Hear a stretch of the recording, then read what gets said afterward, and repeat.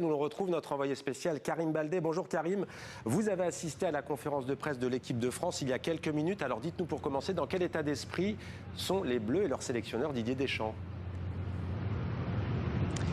Eh bien, ils sont dans un état d'esprit très tranquille, ces Bleus. Il faut dire que leur parcours a été parfait jusqu'à présent dans cette Coupe du Monde. Meilleure attaque de la compétition. Et puis surtout, les Français savent gérer entre les matchs accrochés, comme face au Paraguay, et les matchs où il faut envoyer du jeu, comme ce fut le cas contre la Suède en 16e de finale. En tout cas, Didier Deschamps est apparu très serein et il disait justement que le fait d'avoir un jour de récupération de plus que les Marocains pouvait servir, mais qu'au fond, maintenant, ils sont rodés. Déjà, l'équipe de France est rodée à ces hautes sphères mondiales, que ce soit lors de l'édition 2022, lors de l'édition 2018 et puis lors des différents championnats d'Europe. Et voilà pourquoi il s'est avancé très sereinement devant les journalistes. Beaucoup de monde dans la salle de conférence de presse, même si il a dû un petit peu abréger cette conférence de presse. Normalement, ça dure une demi-heure. Là, ça a duré 20 minutes. Pourquoi ? Parce que nous sommes très loin de tout. Déjà que nous ne sommes pas à Boston, mais à Foxborough, à 1 heure du centre-ville de Boston.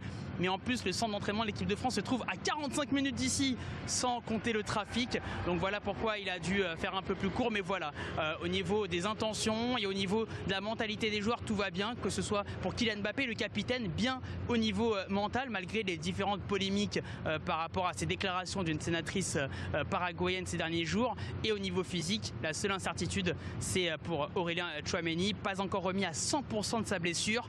Il sera à l'entraînement, mais sera-t-il capable de tenir son rang demain face au Maroc ? C'est une autre histoire. Merci beaucoup Karim. Je précise que vous allez assister tout à l'heure à la conférence de presse du Maroc, des Lions de l'Atlas, donc, qui aura lieu à Boston et qu'on vous retrouve ce soir dans le Journal Afrique de TV5 Monde. Merci à vous Karim.